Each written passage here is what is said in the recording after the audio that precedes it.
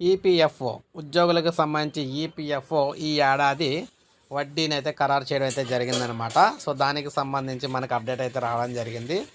So వివరాలు చూసుకున్నట్లయితే ఉద్యోగుల భవిష్య నిధి ఈపీఎఫ్ ఖాతాలో నిల్వలపై వడ్డీ రేటు ఖరారయ్యింది.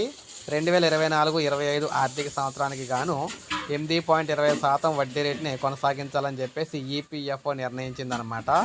ఈ మేరకు కేంద్ర కార్మిక శాఖ మంత్రి మన్సుఖ్ మాండవీయ నేతృత్వంలో ఈరోజు జరిగిన సెంట్రల్ బోర్డ్ ఆఫ్ ట్రస్టీస్ 237వ సమావేశంలో నిర్ణయం తీసుకున్నారు.